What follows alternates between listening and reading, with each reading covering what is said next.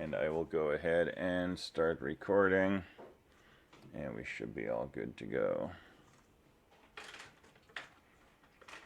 All right, so some people have come into office to talk about PA1, and it's from the people I've worked with. It's looking like people are on the right track, and you know the overall logic can be one of the trickiest parts, but you know you can still write flow charts, you know, or pseudocode to try to kind of like work through the high level behavior, and my suggestion earlier in the week about starting with a simplified version and adding levels of complexity to it, right, lets you get the overall logic flow down, and then add some other things that don't affect the overall flow. But if you're having trouble, you know, with the high level gameplay, and you've already added all the bells and whistles, one thing you could do is, you know, put that code aside for a minute, start a new thing, you know, stick 2 or something like that, and try to do the simplified version. Just try to make it switch between user and computer, right? Or try to deal with, you know, choose who goes first and then still switch successfully between user and computer. And then when you figured out how to do that, go back to your current stick game and you know, patch that up to take what you learned into account. But you know, do what you got to do to get something to turn in. So if it gets to be, you know, late and you don't have the program working perfectly, what can you do? You can put a README in the same directory as the stick program, and you can say, you know, hey, you know, I've got most of it working, but if you don't do this, the program will crash, right? Or if you want to see, you know, most of the program work, have the computer go first and pick, you know, 20 sticks, or you know, stuff like that. And I'll look at your README when I'm grading your program, and you know, if your program mostly works, you know, and you can illustrate that, right, then you can get most of the points, hopefully. So think about, you know, if I just say stick and it says syntax error and it's going to crash, right, but there's a way that I can do something else and get it to run, let me know. Is there something we should put in our readmes? You don't even need a README, although it's kind of a nice habit to have a README, but I'm not requiring it. Typically, you know, it would say, you know, this is a stick program, blah blah blah, but that's not part of the requirement for PA1, so you don't have to worry about it. Will you read the readme first, or will you try the program but then read the readme? Because I'm thinking of adding additional features to my stick program, but with like a way that it won't get in the way if you just want to play the stick game and move on. Perfect. So usually I play the stick game first, right? And my hope is that, you know, it's going to play perfectly, and I can go through that and just go and look at the code, give you full credit, and then I'll take a look at the README, and if there's extra features that I can try and things like that, then I'll go ahead and look at that. If the stick program isn't working right, I'll definitely go look at the README at that point. But I don't really have a rigid protocol I use for this. It's usually just a weekend of playing stick games, you know. All right.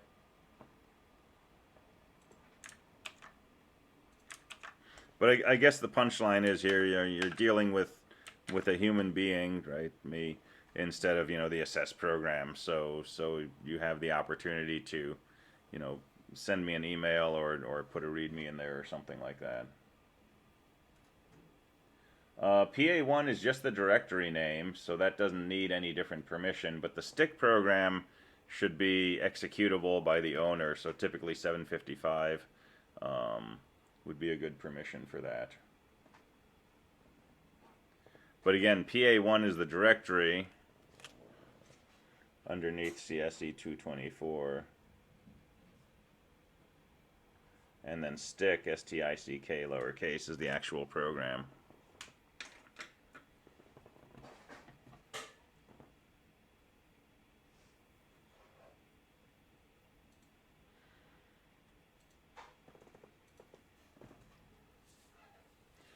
All right, other questions, concerns, comments?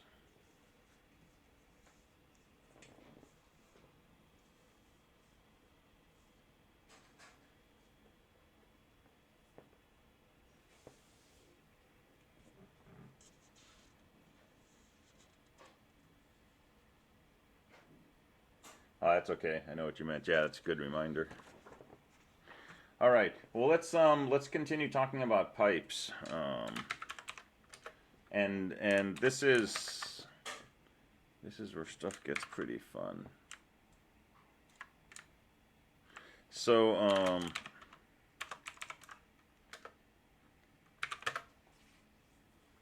all right, so I'm in my CSE224 directory.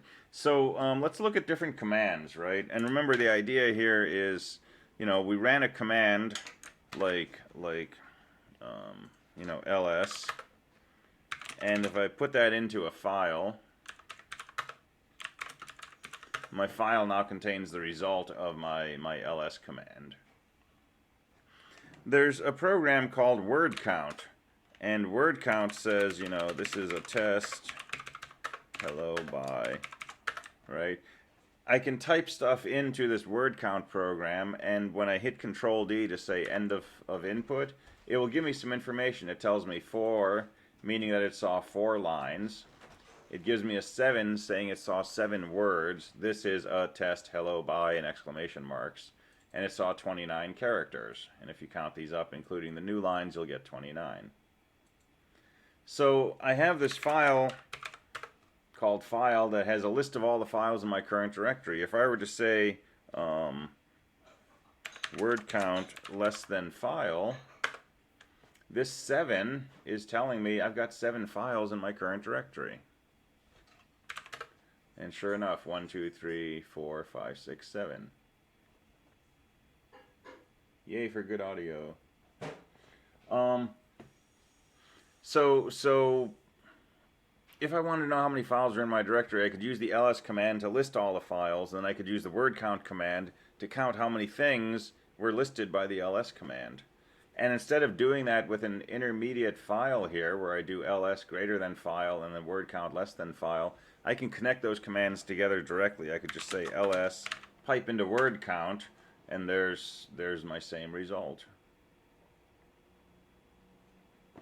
And so being able to connect commands like this is a really useful feature in a lot of ways.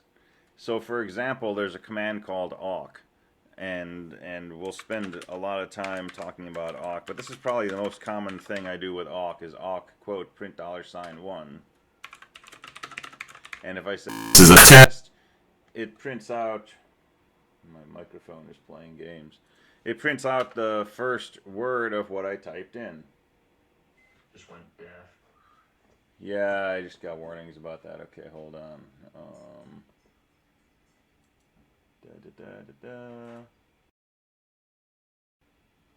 I think it's good right now. It just had a hiccup. Okay, so can you hear me right now?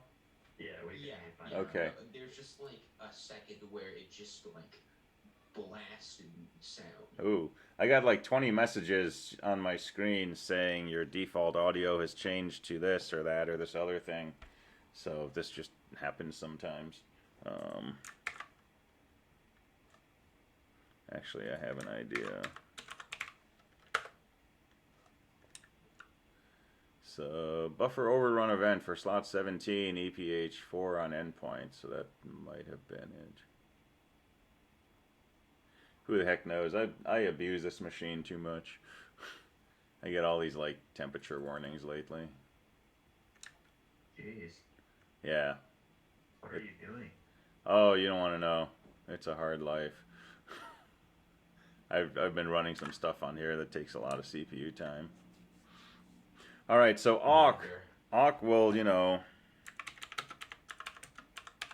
will take whatever I input and it will print out the first word, right? Everything up to the first space. That's what this magic command does.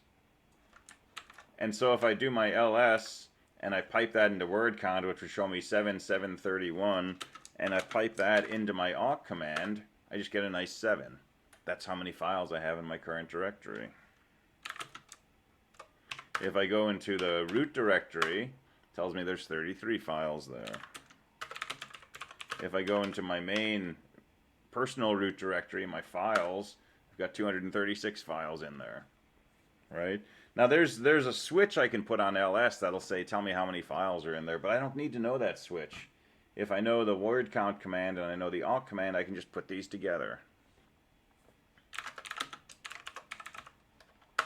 So we'll use pipes a lot, right? And it's a thing that you can live without, but once you know it, you won't be able to imagine living without it.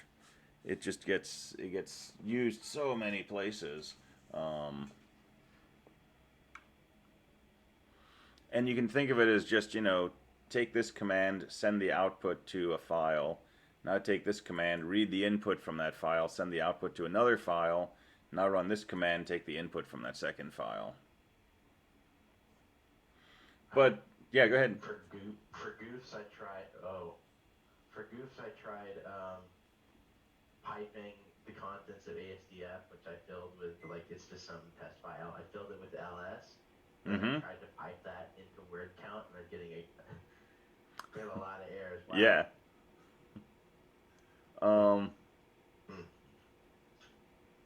It shouldn't give you errors if you pipe it into word count, but you might be getting errors from that first file.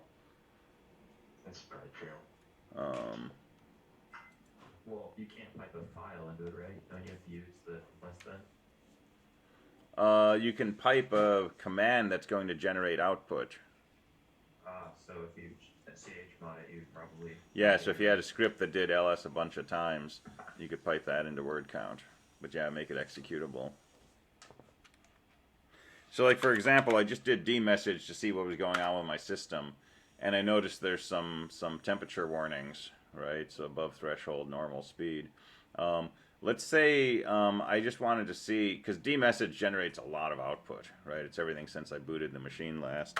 There's another command called grep, and grep is a way to search for something. So we can say grep space something, and it will read from standard in, and it will look for whatever this something is. And so if I were to say dmessage and pipe that into grep temperature, I'll just get all the lines of output from the dmessage command that include the word temperature.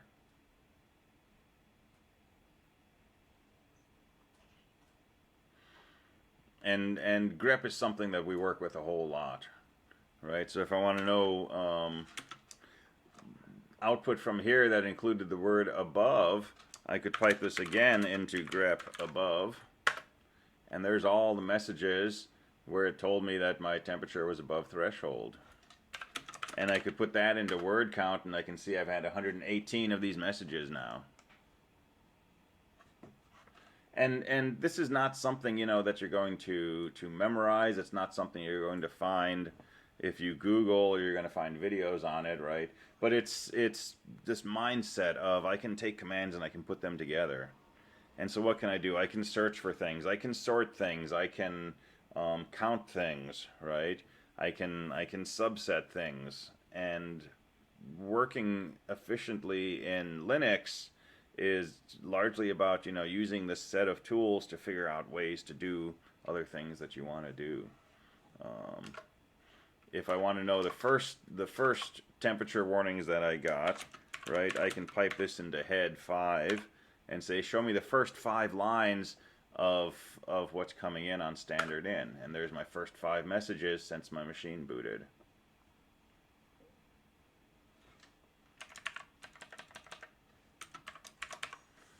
And I can say, show me human readable time. That might or might not work. All right, so piping is a general useful thing.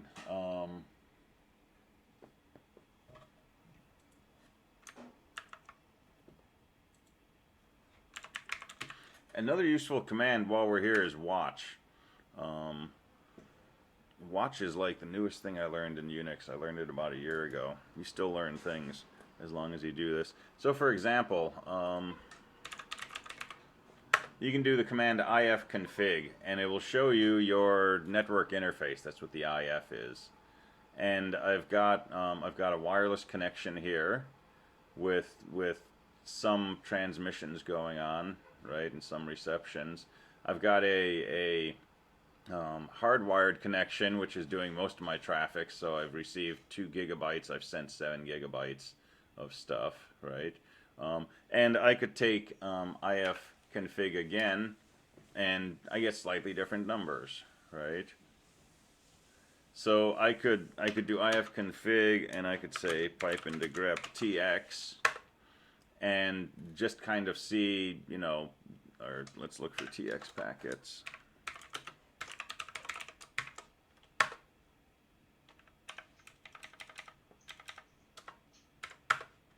Right, and so I can keep doing this and see what's happening with my network traffic. And I can tell that, you know, these two aren't really doing a whole lot, but this first thing is generating a lot of I/O. If I say, I can't say that.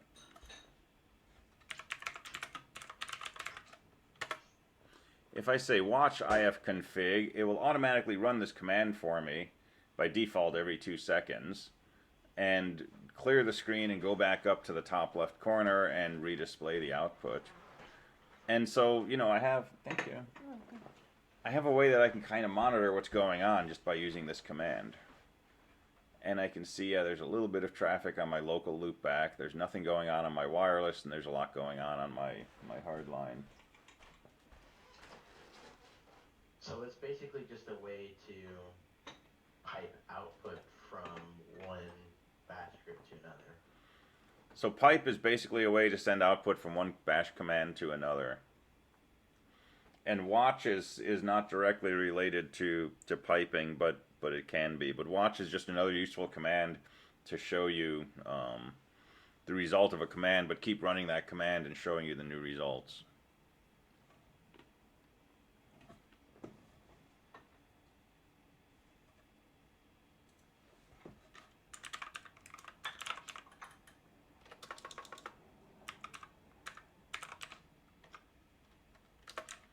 All right, let's talk about backquotes.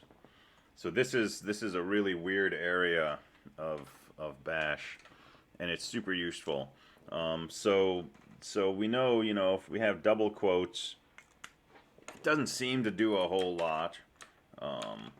But oh no, okay.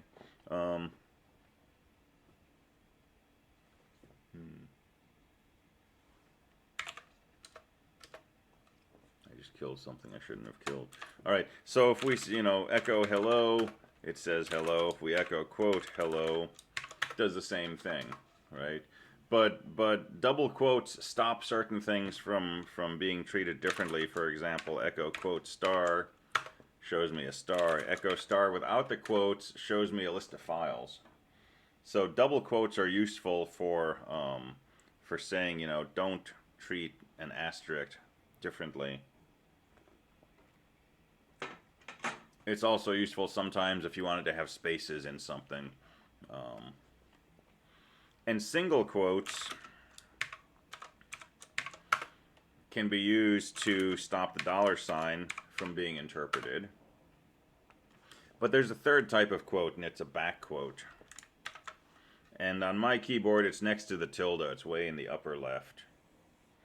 And if I say backquote command, it does something really weird. If I put a command inside backquotes, bash will execute that command, but it won't show me the output. Instead, it will basically capture whatever output this command generates, and it will replace this with that output. So if I say x equals backquote date, backquote, 3 things are going to happen. First, the date command is going to get executed. Okay? Second, because of the backquotes, I'm not going to see the results of that. Bash is going to capture those results. And then third, it's going to look at this statement and say x equals whatever the result of that command was. So the backquotes are a way that we can basically execute a command but get a hold of the output it produces and, for example, save it in a variable. So we can... So Is this different than just doing x equals date? Mm-hmm. Yeah, so let's play with this. Suppose I say x equals date.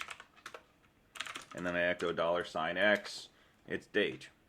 Why? Because that's exactly what I said. Said x equal to date.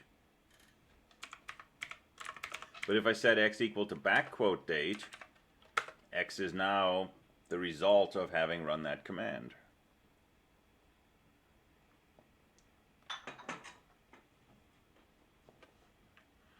And x was assigned, a set of characters when this statement executed.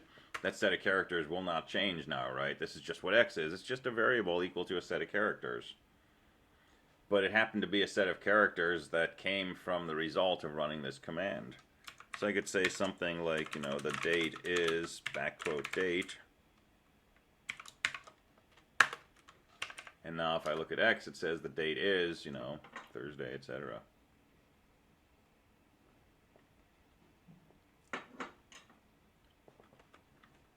If I want to know what month it is, and I want to make a string called the month is, well, how can I find the month?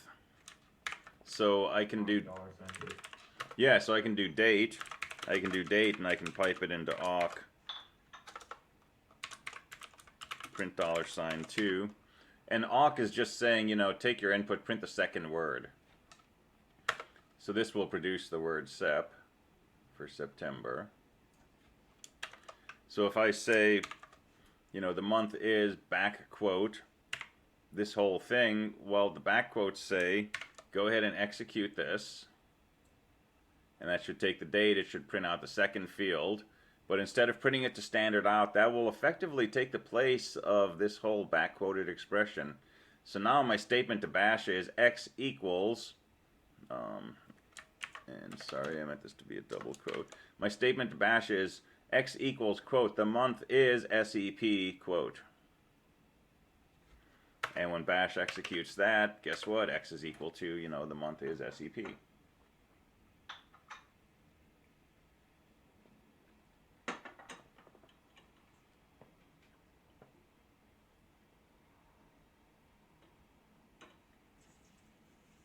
All right, send me an attendance note. We'll do 3 of them today, just because we haven't done that. So send me a note, let me know you're here. So backquotes are really useful because we can run, commands and work with the output of those commands in a bash script, for example.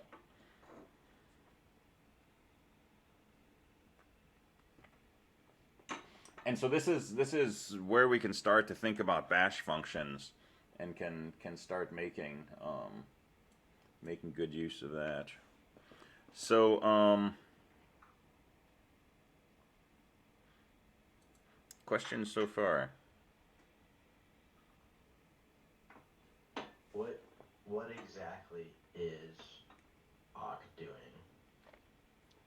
Awk will be a subject of a number of days of lecture later, but awk is basically saying, when you say awk, quote, curly bracket, print $2, it says, read standard in and think of things as being, words separated by spaces, print out the second word. Okay. So if I just do awk, print $2, $1, or print $2 with a space, and then print $1. If I say this is fun, it says is this. If I say hello world, it says world hello. So it's a way to break up a line of text into fields separated by spaces and then do things with those individual fields. And my question about grep real quick is that it's essentially searching through the output of any little bash script or function you call. Mm-hmm. Yep. Okay. So if I say find slash, that'll show me every file on my system. If I say find slash and I pipe it into grep password, that'll tell me any file on my system that includes the word PASSWD. and there's a whole bunch of them. So it's a way to search standard in, or you can search a file with it. And you can actually say grep something and the name of a file, and instead of reading from standard in, it'll search that file. So it's a basic search behavior.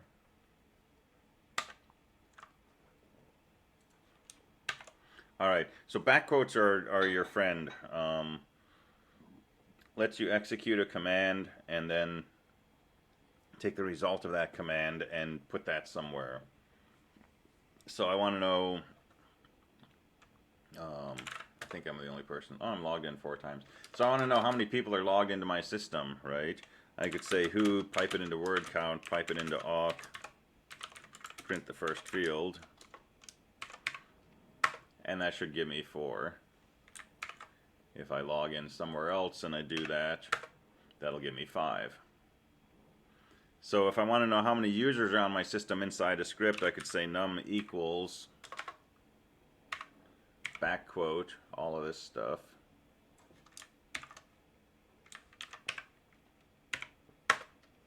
And now if I echo $num, it's equal to 5. If I log out from there and I set num equal to this, now num's equal to 4. So if you were writing a script and you wanted to, monitor how many people were on the system, and if there were 10 people logged in, send a message or something, right? I could make a while loop and I could say, set number equal to this. If $number -GT10, then do something.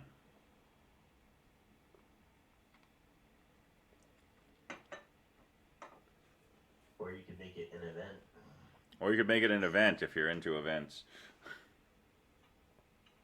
And events are definitely a thing.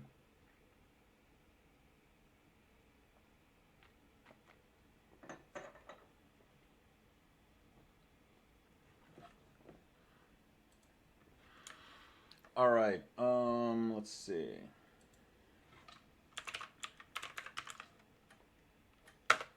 So let's talk about functions. So let's say I want a function that that tells me how many people are on the system. Okay, I could say function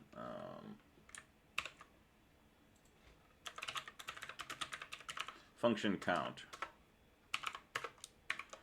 And I'm going to put in a curly bracket just like in C. And I'm going to say let's do all of this funny business. And then let's echo $num. And then I'm going to end my function with a closing curly bracket. All right, bingo, I've got a new function now. And if I say count, that tells me how many people are in the system. And if I log in a few more times and I say count, it tells me how many people are on the system. And now if, I'm writing a script and I want to do something with this function, again, I can, just say x equals backquote count. And it'll set x equal to, whatever the result of that function was.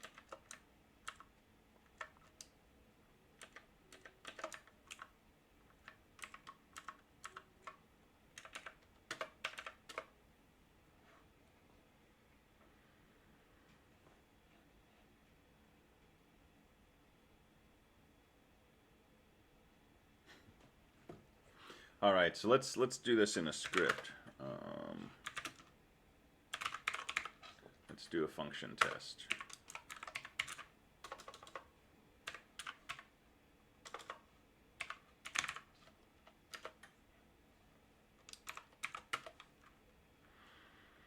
All right, so let's make a function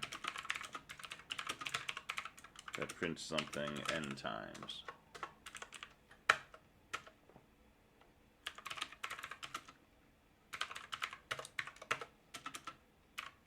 I'm going to set n equal to 5. That's how many times I want to print something out. And I'm going to, counter equals 0.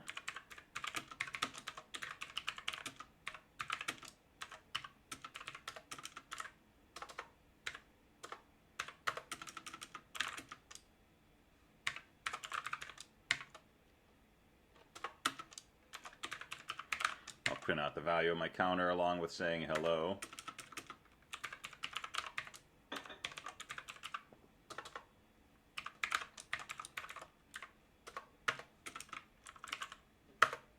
And there's the end of my function.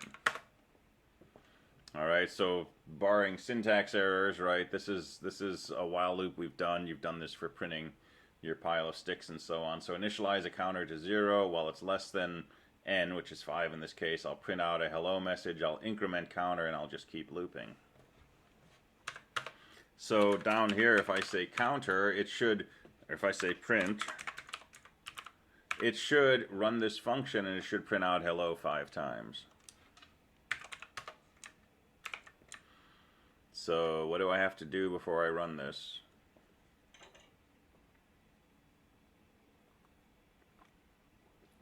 Don't you have to change the permissions? Got to change the permissions. If you forget to do that, it'll just say permission denied. Alright, so run fun test. It printed out hello 5 times. Not a super duper big deal. But suppose I wanted to make this function more general, so I could print out, you know, 5 times or 10 times or 3 times, right? In other words, I'd like to be able to say print 3 and have it print out 3 times. Well, you know, I'm setting n to 5 here. I'd like to set n equal to whatever argument I pass to this function. And this is just like passing arguments to a bash script. If I set n equal to $1,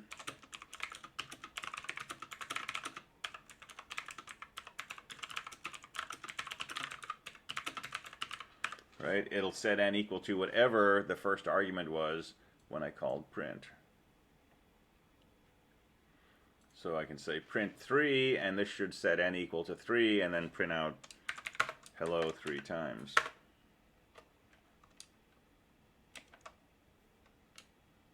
And so I can turn this into something like, you know, say how many times do you want to print this out, and I'll read a number, and then I'll say print $number. And whatever I answer when it says how many times, that should be the value of this variable. That value should get passed to the print function. And if I say, you know, 7 times, it should print hello 7 times. So we can take code that we're going to use in multiple places perhaps and bundle it into a function, and then take all of this and just, you know, reduce it to just one statement, print some number. I built PA1 with like all of my logic encapsulated in functions. Cool. And I found it super weird how you shouldn't put parentheses there, and you just need to use $sign to get your arguments.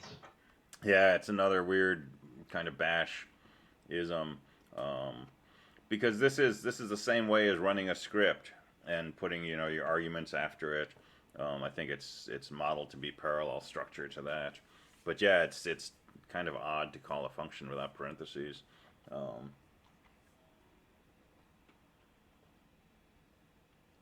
So this is an option, right? And if you haven't finished, or if you want to go back and tweak PA1, right, your stick program, you know, this is a nice way to print the pile of sticks. You could put that into a function.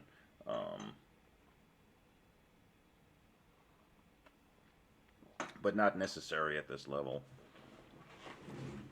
But as our programs get more complex, we'll find cases where, you know, we don't want to take the same code and replicate it 7 different places in our script, and so we'll make a function to do that instead.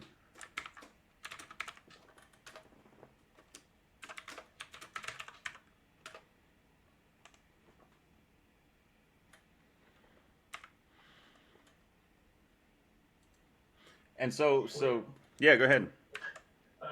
Why is there a semicolon after the double parentheses counter +1? What's semicolon? I don't see any semicolon. Alright, very good. So you can put multiple statements on one line by separating them with semicolons. And so I guess having a semicolon there doesn't do any harm, but it doesn't change anything. But that's just a habit because I've been writing a lot of C lately, and C loves semicolons.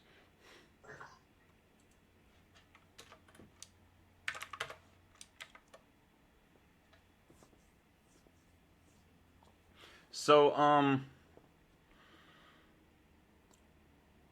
one of the reasons that we teach Bash, in addition to just trying to give people more exposure to programming languages and another approach to it, you can use Bash and you can write Bash scripts and make functions and use backquotes and things like that to do a lot of customizing of what you want to have happen when you're in a Bash environment, right? So I mean, my whole life is spent here lecturing and making videos and so on. So for example, I have this timestamp program that I begin running at the same point where I start recording my desktop, right? And it's a Bash script.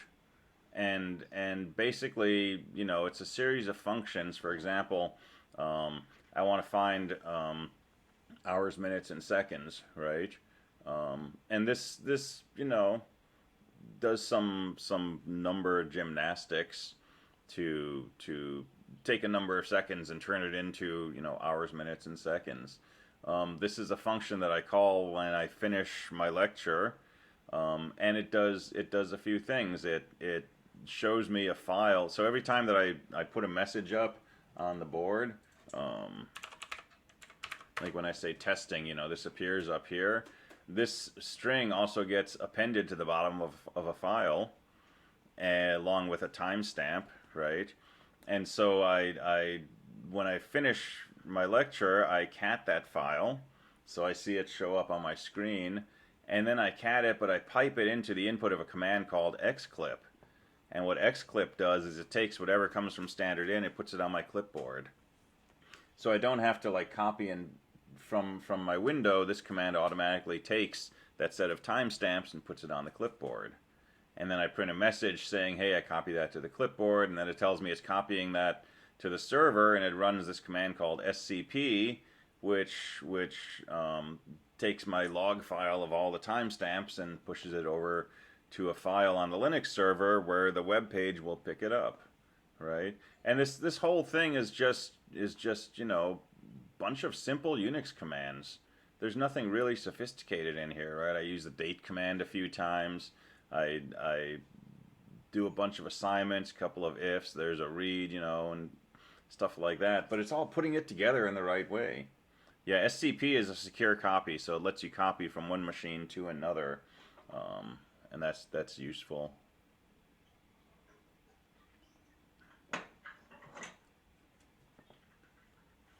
So I have a little question for you. Yeah. And this is maybe a little bit off topic, but would you recommend we try any PowerShell if we could to see if it's similar to this in some way or another? I'm not very familiar with PowerShell. I know a lot of people seem to like using it. And, you can rarely go wrong by trying more things and trying to learn more things, other than, the time it takes. And I think learning more than one thing helps you understand each of the things better usually, right? So yeah, I think that would be fine.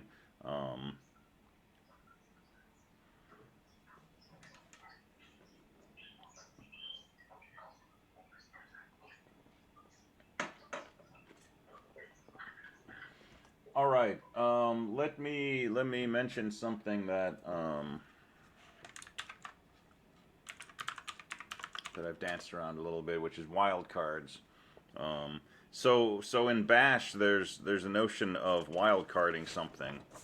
So we can use an asterisk in place of any number of characters. And so if I want to see all my files that end with a .c, I could say, for example, ls *.c. Now, if I just do ls, it says show me all my files. If I say ls some particular file, it will show me that file. If I say ls and I say *.c, it'll show me anything whose name, is anything at all followed by a period followed by a c. Oops. So let me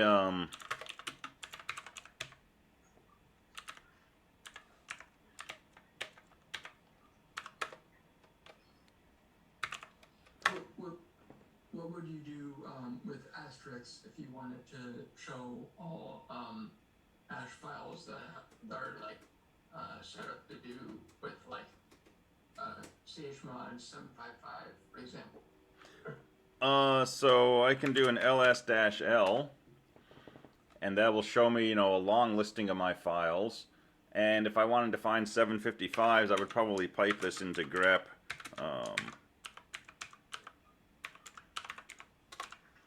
Maybe something like that. And I don't have any 755s. I've got some 775s though.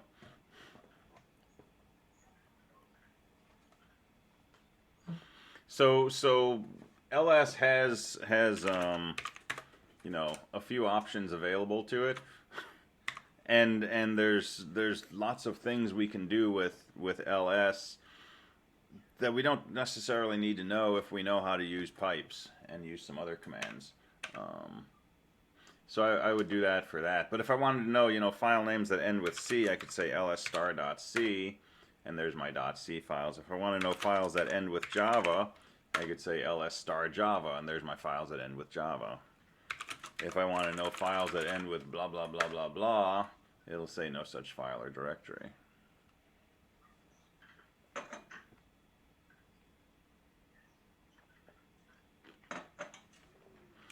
And so a star will replace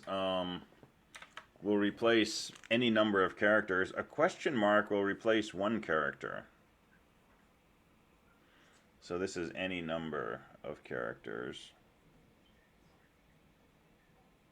A question mark replaces one character. So if I said something like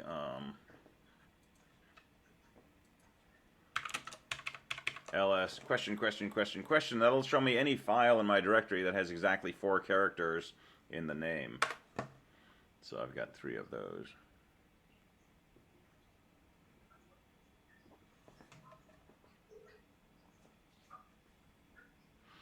All right, so the cool thing is, though, the ls command doesn't know about asterisks being wildcards. It has no idea that if I say ls*, it should show me everything that matches that file name. The asterisks and the question marks and some other things related to wildcarding, these are handled by bash.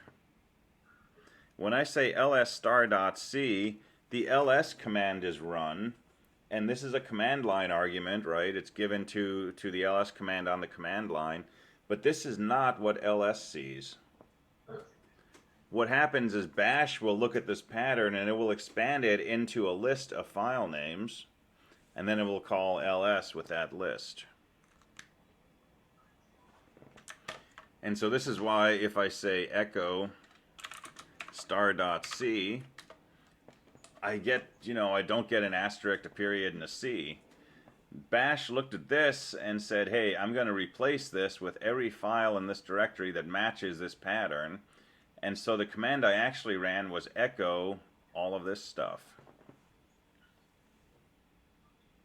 And this is nice because it means ls, word count, grep, sed, sort, all of these commands work with wildcards, right? Because they don't know that I'm passing a wildcard. The shell, bash itself, is expanding that wildcard.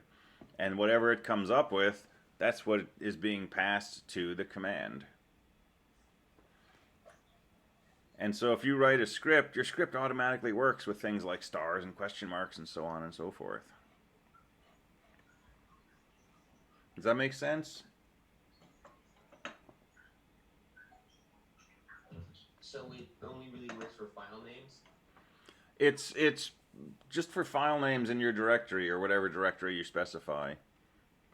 And it's just a feature of Bash that if you type a command and there's a wildcard in there, Bash, before it executes this command, will replace this with all the file names that match that pattern, and then it'll run this command with that list of file names that it came up with. It's not just files, right? They can be anything. Well, what else could there be except a file? I mean, say you had a long string, and it was reading a long string, and you wanted every line that had star such and such. Wouldn't that work? Or No, this is only going to replace this with actually file names from this directory. so you can't use like grep with star or anything. So star is not doing the same thing as grep, right? Grep is actually looking for, you know, something from standard in, or from a file that matches a pattern. But star C is being managed by Bash itself, and this command or this command never sees star C. It sees, you know, a line containing 5 names separated by spaces. Now, is this command line only, or can we put it inside of a script that we're working on? This is a feature of Bash, so it's effectively command line only. But, you know, inside a Bash script, if I say something like, you know, echo star.c, my Bash script is going to create a new Bash script to run the echo command, and the star.c will get expanded to, you know, the list of file names. So, if we wanted to, we could really pipe the output from anything. Like the output from a C program, we could do something like that if we just so chose to do so. Yeah, absolutely. Wow. With a few exceptions. So, like, if you try to take the output of VI and put that in a file, it may or may not work. There's some commands that actually check to see if their output has been redirected and will do different things.